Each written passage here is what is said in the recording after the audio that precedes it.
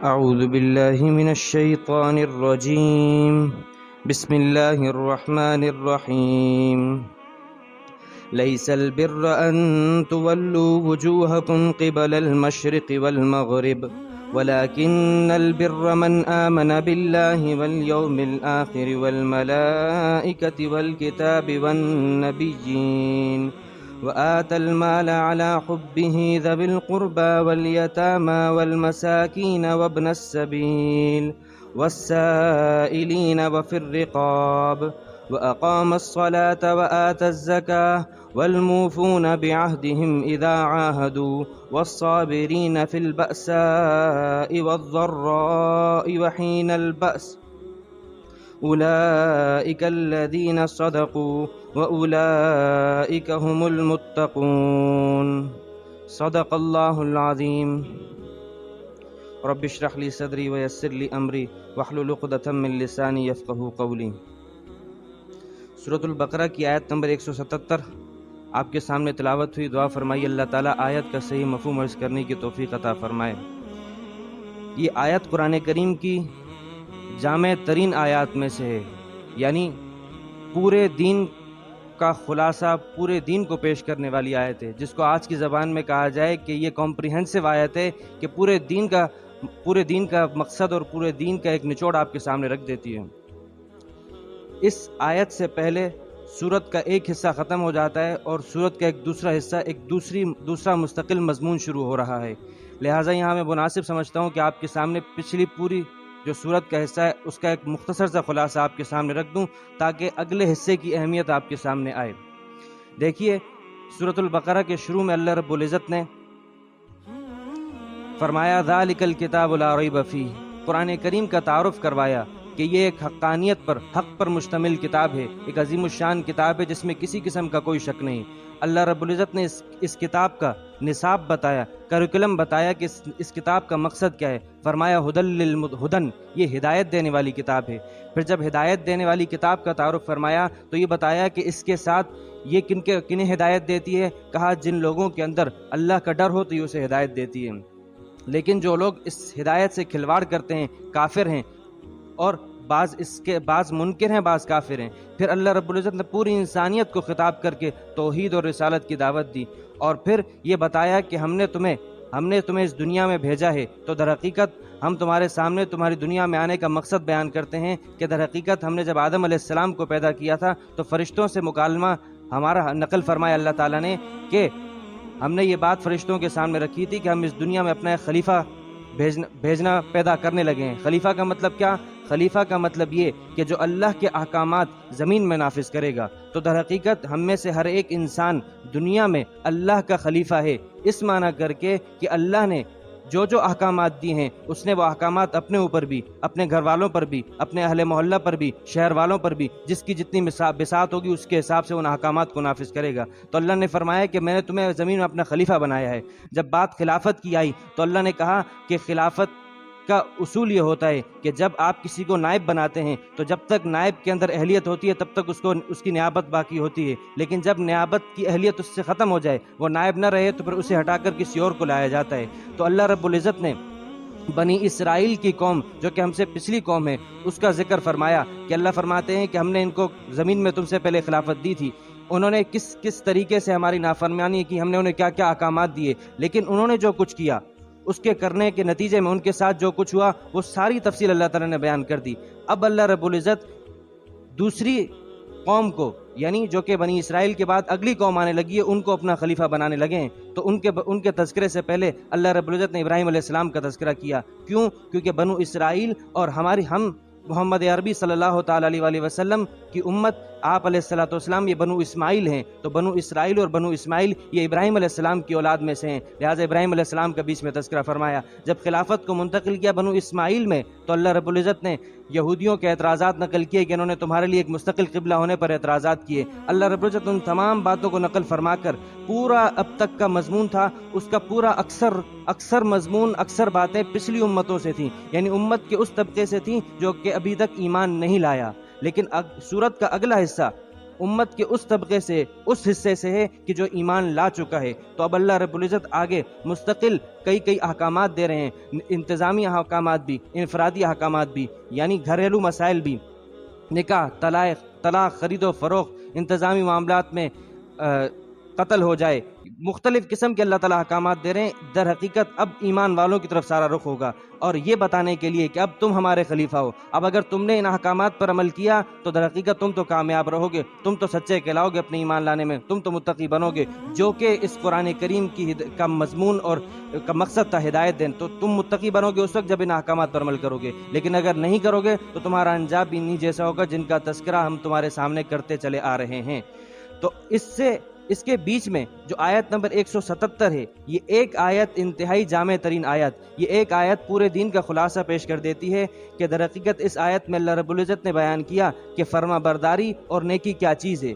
بیان کیا کہ فرما برداری اور نیکی کا تصور کوئی مخصوص تصور نہیں ہے، کوئی یہ سمجھ لے کہ صرف نماز پڑھنا ہی نیکی ہے، نماز پڑھنا ہی اللہ کی فرما برداری ہے، نہیں، بلکہ مکمل اللہ کی فرما برداری کے لیے اللہ رب العزت نے بیان کیا، حاصل اور خلاصے کے طور پر 4 چیزیں بیان فرمائیں کہ تم اپنے عقیدے کو درست کر لو، تم اپنے اعمال کو درست کر لو، تم اپنے معاملات کو درست کر لو، تم اپنے اخلاقیات کو درست کر لو۔ اگر یہ 4 چیزیں درست ہوں گی تبھی تم کامل نیک بنو گے، تبھی تم ان لوگوں میں سے بنو گے جس کا مطالبہ اللہ نے کیا ہے کہ یا ایھا الذین آمنوا ادخلوا فی السلم کافہ، اے ایمان والو پورے کے پورے دین میں داخل ہو۔ اسلام جو کہ سلامتی ہے، اس میں پورے کے پورے داخل ہو، تو پورے کے پورے داخل اسی وقت ہوں گے جب ہمارے عقائد بھی درست ہوں، ہمارے اعمال بھی درست ہوں، اعمال میں ساری عبادات آ جاتی ہیں، معاملات میں ہر قسم کے معاملہ، بیوی کا شوہر کے ساتھ، شوہر کا بیوی کے ساتھ، لین دین کے معاملات، جو معاملات ہیں وہ تمام کے تمام معاملات اس کے اندر آ جاتے ہیں۔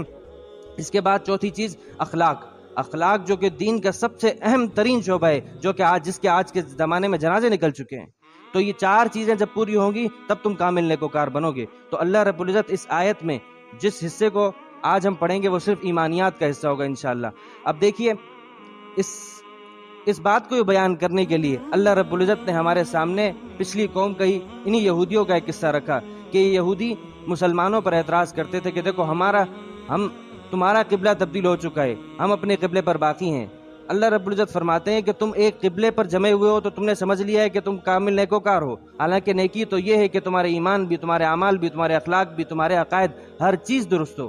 تو اس پر اللہ تعالیٰ فرماتے ہیں کہ لیس البر ان تولوا وجوہکم قبل المشرق والمغرب، کامل نیکوکاری، کامل فرمانبرداری یہ نہیں ہے کہ تم اپنے چہروں کا رخ مشرق کے مغرب کی طرف کر لو، یعنی یہودی کرتے تھے بیت المقدس کے مشرق کی طرف اور عیسائی مغرب کی طرف، تو اپنے آپ کو سمجھتے تھے ہم کامل فرمانبردار ہیں۔ اللہ فرماتے ہیں کامل فرمانبرداری یہ نہیں ہے، یعنی آج کے زمانے میں ہم یہ کہہ سکتے ہیں کہ آیت ہمیں یہ کہہ رہی ہے کہ کامل نیکی نہیں ہے، کہ یہ نہیں ہے کہ تم صرف نماز پڑھ لو، بلکہ کامل نیکی کیا ہے؟ وَلَكِنَّ الْبِرَّ مَنْ آمَنَ بِاللَّهِ وَالْيَوْمِ الْآخِرِ وَالْمَلَائِكَةِ وَالْكِتَابِ وَالنَّبِيِّينَ، کہ تم کامل نیکی یہ ہے کہ تم اللہ پر ایمان لاؤ، آخرت کے دن پر ایمان لاؤ، فرشتوں پر ایمان لاؤ، کتابوں پر ایمان لاؤ، تمام کی تمام کتابیں اور تمام کے تمام انبیاء پر ایمان لاؤ۔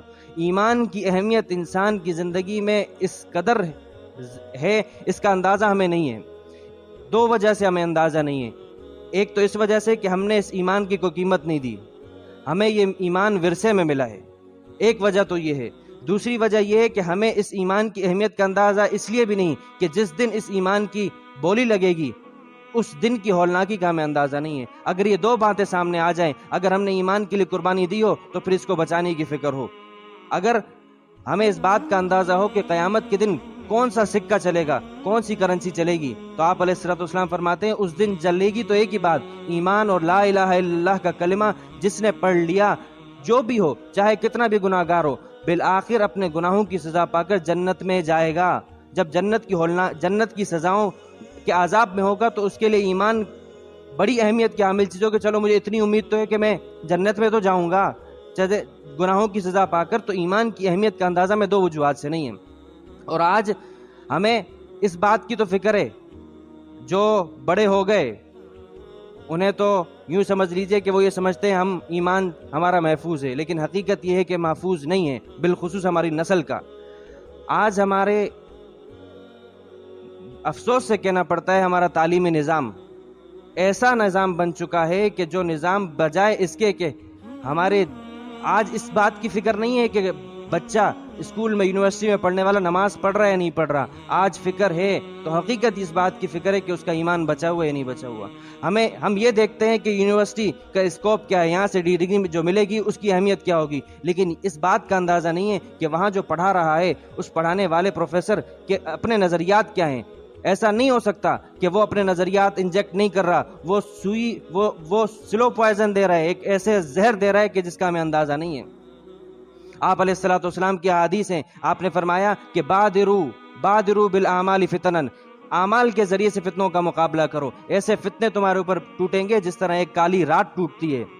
آپ نے فرمایا وہ ایسا زمانہ ہوگا یصبح الرجل مؤمنا ویمسی کافرا او یمسی مؤمنا ویصبح کافرا، صبح ہوگی تو مومن ہوگا، شام ہوگی تو کافر ہوگا، شام ہوگی تو مومن ہوگا، صبح ہوگی تو کافر ہوگا۔ کیا مطلب؟ آج کے زمانے میں یہ سب چیزیں واضح ہیں۔ ایک تو ہمارا تعلیمی نظام، دوسرا آج کے زمانے کا سب سے بڑا فتنہ یہ سمارٹ فون، جس کو ہم نے نام تو بڑا سمارٹ دیا ہے کہ بڑا ہی تیز ہے، لیکن حقیقت یہ ہے کہ یہ زہر اگلنے میں تیز ہے۔ کوئی پرواہ نہیں ہے، اولاد کو موبائل دیا ہوا ہے، ہم خوش ہوتے ہیں بڑے کہ اس عمر میں اتنا ذہین ہے کہ ماشاءاللہ موبائل خود بخود چلا رہتے ہیں، ہمیں چلانے نہیں آتا لیکن اسے چلانے آتا ہے، لیکن اس بات کی پرواہ نہیں کہ اسی چیز کو ہم تو یہ سمجھ رہے ہیں کہ بڑا ذہین ہے، بڑے ہی اچھے کام کر رہا ہوگا، لیکن حقیقت یہ ہے کہ وہاں کیا سے کیا ہو رہا ہے کوئی کسی قسم کی پرواہ نہیں ہے۔ ایمان کے ڈاکو بیٹھے ہوئے ہیں، اندازہ نہیں ہے آپ کو۔ اس طریقے سے لوگوں کے ایمان کو بگاڑا جا رہا ہے باقاعدہ بڑے بڑے پیمانے پر، لیکن کسی قسم کی پرواہ نہیں ہے۔ ہمیں صرف یہ چیز نظر آ رہی ہے کہ بڑا ذہین بچہ ہے، بڑے اچھے طریقے سے یہ موبائل چلا رہا ہے۔ آپ علیہ الصلوۃ والسلام نے فرمایا الایمان لہو بضع و سبعون شعبۃ، ایمان کے 70 سے زیادہ شعبے ہیں، یعنی ایمان ایک درخت ہے، اس کی شاخیں ہیں۔ آپ نے فرمایا 2 شاخیں گنوائیں، آپ نے فرمایا راستے سے تکلیف دہ چیز کو ہٹانا یہ ایمان کی شاخ ہے، اور پھر فرمایا حیا ایمان کی شاخ ہے۔ کیا مطلب؟ جو اصل تمہارا ایمان ہے اس کی حفاظت، جڑ کی حفاظت، درخت کی حفاظت اس وقت ہوگی کہ جب تمہاری شاخیں پھیلی ہوئی ہوں گی، تمہارے اندر اس بات کی فکر ہو کہ راستے میں تکلیف دہ چیز بھی نہ ہو۔ تو یہ کس وجہ سے ہوگا؟ یہ اس وجہ سے ہوگا جب آپ کے اندر ایمان ہو، آپ کے اندر یہ بات موجود ہو کہ میرے اپنے رب کے سامنے پیش ہونا ہے، اسے جواب دہ ہونا ہے، تو آپ راستے میں تکلیف دہ چیزوں کی تو اٹھائیں گے، لیکن ایمان نہیں، رب کے سامنے پیش ہونے کا ڈر نہیں، تو بجائے اس کے کہ آپ کوئی تکلیف دہ چیز ہٹائیں، آپ وہاں پر اور مزید ایسی چیزیں کریں گے کہ جس سے راستہ بند ہو۔ پھر آپ نے دوسری چیز بیان فرمائی کہ الحیاء شعبۃ من الایمان، حیا جو ہے ایمان کی سب سے بڑی شاخ ہے۔ کیا مطلب اس کا یہ کہ جب آپ کے بچے، آپ کے اندر حیا ہے تو آپ اس حیا کی وجہ سے کئی گناہوں سے بچیں گے تو نیکیوں کی توفیق۔ اگر حیا ہوگی تو یہ پورا ایک سلسلہ ہے، آپ حیا کی وجہ سے رب کے سامنے، نبی سے حیا ہوگی تو نبی کی سنت کو اپنائیں گے، پھر سنت کو اپنائیں گے تو آپ کے فرائض محفوظ رہیں گے، آپ کی سنت چلی گئی، سنت کے بعد اگلا درجہ فرائض کا آئے گا، فرائض کے بعد آہستہ آہستہ ایمان چلا جائے گا۔ تو آپ علیہ السلام فرما رہے ہیں حیا ایمان کا سب سے بڑا شعبہ ہے۔ آپ نے فرمایا اذا لم تستحی فاصنع ما شئت، جب تمہارے اندر حیا نہیں ہے، تم حیا والے نہیں ہو تو جو چاہے کرو۔ تو حیا ایمان، اور آج حیا ہی کو بیچا جا رہا ہے، آج حیا ہی کے جنازہ نکل رہے۔ ہم موبائل میں، تنہائی میں، آپ پہلے ایک زمانہ تھا لوگ بے حیائی اور فحاشی کے لیے پیسے خرچ کر کے، جان مال خرچ کر کے کہیں اور جاتے تھے، لوگوں کی سننے بھی پڑتی تھی، لیکن آج یہ ہے کہ موبائل سامنے موجود ہے، کسی قسم کی پرواہ نہیں، سب سے پہلے حیا ہی نکل رہی ہے، حیا کے بعد آہستہ آہستہ ایک ایک شاخ نکلتی جاتی، ایمان کا جنازہ نکل رہا ہے۔ تو خدارا اپنی اولاد کی تعلیم، دیکھیے تعلیم، اسلام تعلیم کا مخالف نہیں ہے، ایسی تعلیم جو کہ رب سے جوڑے، یہ اسلام جو کہ انسان کے لیے نفع مند ہو، اسلام اس تعلیم کی فروغ دیتا ہے۔ پہلی وحی وہ کیا تھی؟ اقرا، اے نبی آپ پڑھیے۔ پہلی وحی میں یہ نہیں بیان کیا گیا کہ نماز پڑھیے، آپ روزہ رکھیے، پہلی وحی ہے کہ پڑھیے، لکھنا پڑھنا سکھایا، پڑھانا بولا جا رہا ہے نبی کو کہ آپ پڑھیے، لیکن ساتھ میں ایک بات غور کرنے کی ہے کہ کیا فرمایا؟ اقرا بسم ربک الذی خلق، پڑھیے اس رب کے نام سے کہ جس نے پیدا کیا۔ کیا مطلب اس کا یہ کہ جس پڑھنے کا تعلق رب سے جڑا ہوا ہے، اصل پڑھنا وہ ہے، لیکن جس پڑھنے کا تعلق رب سے جوڑنا تو کیا رب سے اور دور کرنا ہے۔